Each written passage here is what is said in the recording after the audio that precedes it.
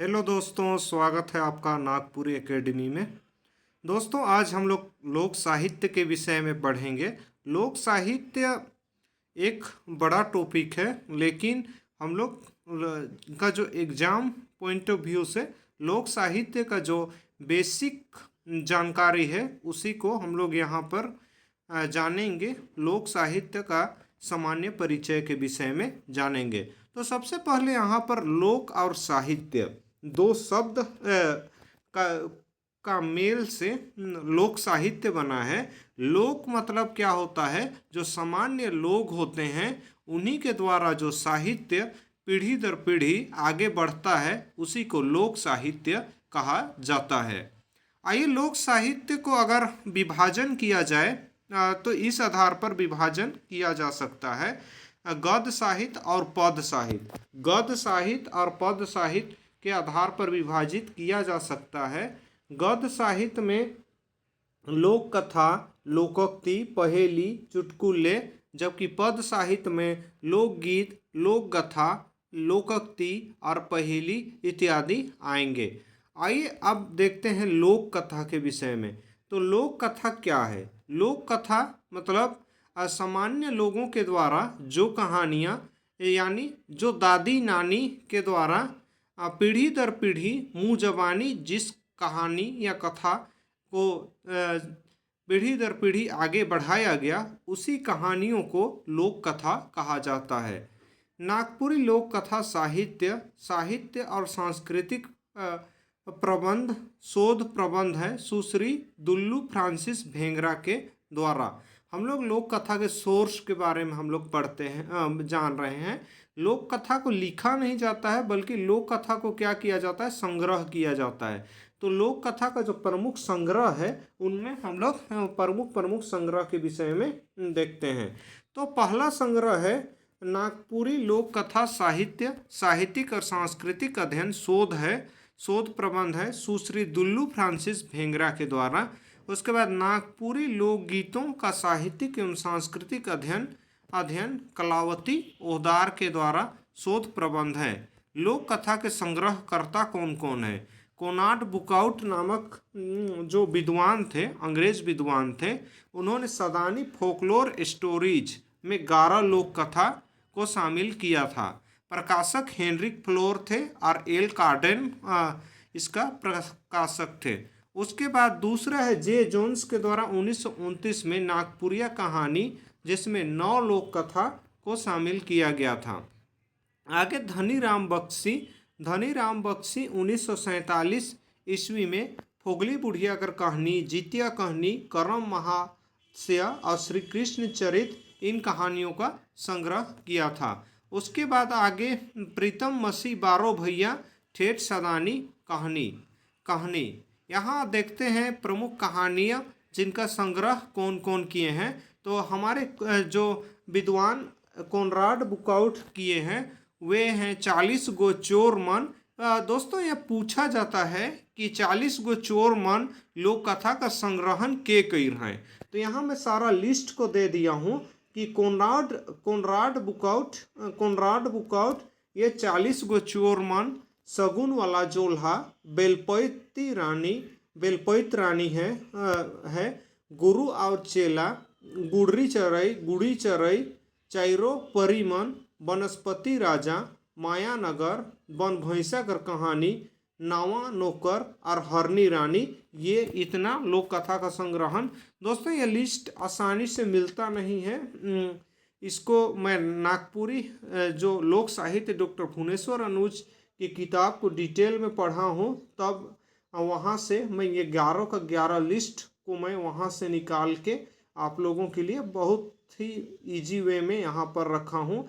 वहाँ पूरे लोक कथा पढ़ने के बाद ये सारे जानकारी मिलते हैं, एक जगह संग्रहित नहीं मिलते हैं। आगे देखते हैं जे जोन्स के द्वारा कौन कौन से कहानियों का संग्रहण किया गया है। तो चांदीपुरी, वनस्पति राजा, गुरु और चेला, वन भैंसा कर बेटी, हरनी रानी, नावा नौकर, 40 गो चोर मन, बेलपति रानी, सगुन वाला जोल्हा, ये सारे रोमन लिपि में लिखे गए थे।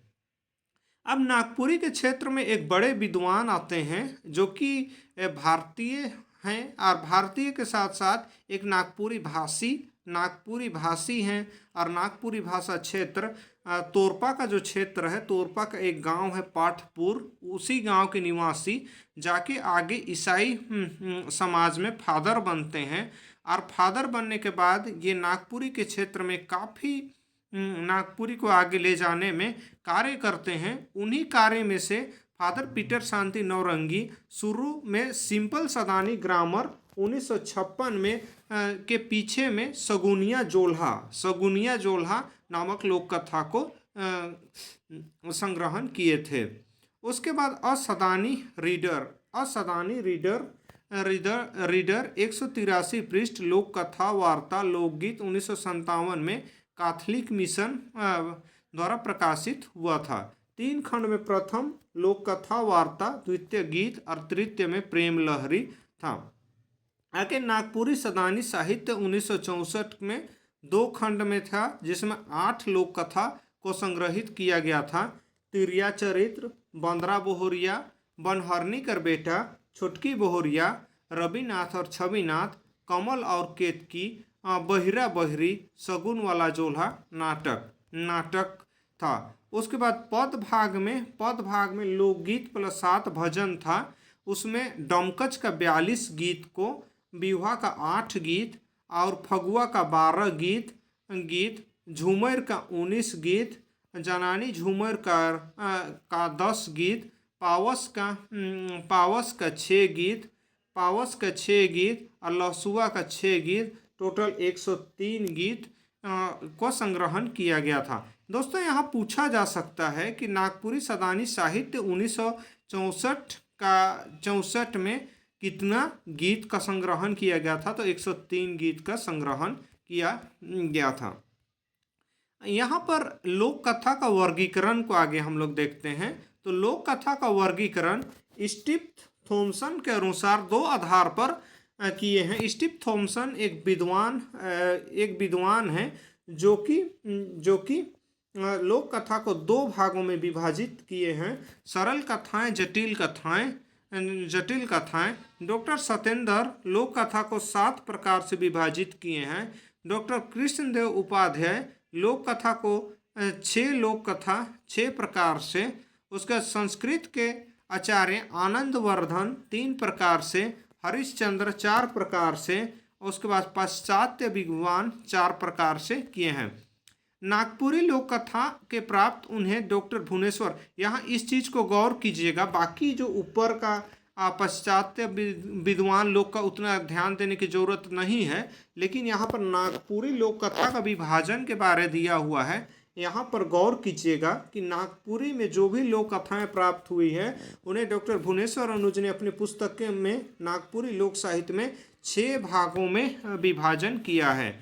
अनुष्ठानिक लोक कथा में जैसे पर्व त्यौहार का जो कथा है, जैसे करम जितिया का जो कथा है उसको अनुष्ठानिक लोक कथा के रूप में, उसके बाद विश्वास कथाएं इमेटोलॉजिकल कहते हैं।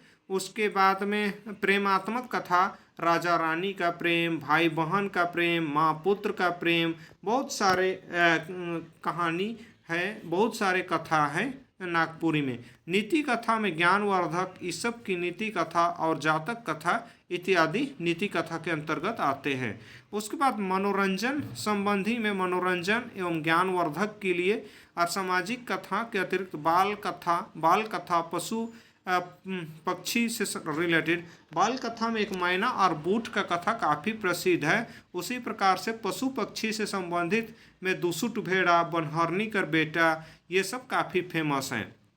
आइए देखते हैं परी कथा। परी कथा में एक जयमुरत परियों से संबंधित कथाओं को परी कथा कहा जाता है। यह लोक कथा कल्पना तत्व पर आधारित होता है। इसको फेयरी परी कथा शब्द लेटिन के फेटूल से बना है, जिसका अर्थ होता है फेटून से जादू या इंद्रजाल। फेयरी शब्द अदृश्य है और अमानवीय प्राणियों का बोध होता है। भारत में फेयरी शब्द के लिए परी और गंधर्व शब्द का प्रयोग किया जाता है। कृष्णदेव उपाध्याय 6 भागों में बांटा है लोक कथा को। साहसिक लोक कथा में एक हंसराज घोड़ा और मुंह बोलता हीरामन तोतामन एक प्रसिद्ध साहसिक कथा नागपुरी में है। नागपुरी लोक कथा मनुष्य के विभिन्न भावनाओं, सामाजिक समस्याओं और जीवन के अन्य कार्यकलापों से संबंधित हैं। धर्म कथा को मीथ कहा जाता है। धर्म कथा को मीथ कहा जाता है। ऐतिहासिक कथा, जैसे अगर बिरसा मुंडा का जो कथा है उसको लीजेंड कहा जाएगा। धर्म कथा जो होगा उसे मीथ कहा जाता है और कहानी को स्टोरी कहा जाता है। नागपुरी लोक कथाओं का सामान्य विशेषता, डॉक्टर कृष्णदेव उपाध्याय के अनुसार 8 विशेषताएं होती है एवं नागपुरी लोक कथा में 2 और विशेषता। जो सामान्य लोक कथा होता है उसका 8 विशेषता होता है, लेकिन नागपुरी लोक कथा में 2 विशेषताएं अतिरिक्त है। इसमें 8+2 नागपुरी लोक कथा में 10 विशेषताएं हैं। क्या पहला विशेषता है कि प्रेम का अभिन्न पुट होता है। लोक कथा में प्रेम का अभिन्न पुट होता है। भाई बहन, माँ पुत्र, पति पत्नी इत्यादि में काफ़ी प्रेम का अभिन्न पुट होता है। अश्लीलता का अभाव होता है। अश्लील गंदे वर्णन नहीं होता है। देखिएगा कोई भी लोक कथा में क्या होता है, अश्लीलता होती ही नहीं है। अश्लीलता का पूरा अभाव रहता है। वो जिस समाज को हम लोग असभ्य मानते थे, शायद वो समाज काफ़ी सभ्य थी, पुरानी हमारी समाज, जहाँ अश्लीलता का कोई भी वर्णन कहीं भी नहीं मिलता है। उसका मूल प्रवृत्तियों का निरंतर साहचर्य, मनुष्य की प्रवृत्ति सुख दुख, आशा निराशा, मंगल कामना की भावना। वहाँ पर किसी का बुरा हो ऐसा लोक कथा में नहीं होता है। वहाँ सभी को सुखी देखना और खुश देखना चाहते हैं लोक कथा के जो नायक या नायिका होते हैं। सुख और संयोग से कथाओं का अंत क्या होता है कि सुख और संयोग से, देखिएगा कहानी पूरा आश्चर्यचकित रहेगा, क्या होगा टाइप का लगता है, लेकिन आखिरी में जो कहानी का अंत होता है वो काफ़ी सुखद होता है। नागपुरी जो कहानी होता है उसमें लगभग लास्ट में कहा जाता है उतले उमन राइज राजा कर लाएं, मतलब उमन पाछे राइज राजा कर लाएं, इस टाइप का शब्दों के साथ अंत होता है। उसका रहस्य, रोमांच, अलौकिकता का प्रधान, जानने की इच्छा और लोगों में बनी रहती है। उत्सुकता का भावना, सुनने की जिज्ञासा रहती है। वर्णन की स्वाभाविकता, ठेठ रूप से कहानी का वर्णन, आशावादी दृष्टिकोण, सकारात्मक सोच और भाग्यवाद और कर्मवाद का। इसमें देखिए यहाँ पर एक भाग्यवाद और कर्मवाद का समन्वय अगर देखना चाहते हैं तो एक कहानी मुझे याद नहीं आ रहा है, लेकिन याद करने का प्रयास कर रहा हूँ। एक कहानी अथी भाइग टाइप का कुछ कहानी है जिसमें बाघ चीर पार के अथी खा जाता है। वो उस टाइप का जो कहानी होते हैं उसमें भाग्यवाद और कर्मवाद दोनों का समन्वय है। नागपुरी लोक कथाओं के 6 तत्व। नागपुरी लोकगीत बृहद संग्रह, डॉक्टर बीपी केसरी। नागपुरी लोकगीत में श्रृंगार रस शोध प्रबंध था। और नागपुरी लोकगीत में थी छंद रचना, डॉक्टर कुमारी बसंती। लोक कथा, यहाँ से भी काफ़ी सारे लोक कथाओं का संग्रहण इन सारे किताबों में भी किया गया है। और नागपुरी लोक कथा में श्रृंगार रस जो कि शोध प्रबंध डॉक्टर बीपी केसरी नागपुरी के जाने माने विद्वान थे, उनके द्वारा भी इन में संग्रह किया गया है। उसका बाद नागपुरी लोकगीतों की छंद रचना जो डॉक्टर कुमारी बसंती का जो रचना है जो बनारस से छपा था, ये इनका रिसर्च पेपर था पीएचडी का। यहाँ पर भी काफ़ी सारे लोक कथाओं को संग्रहित किया गया है। धन्यवाद।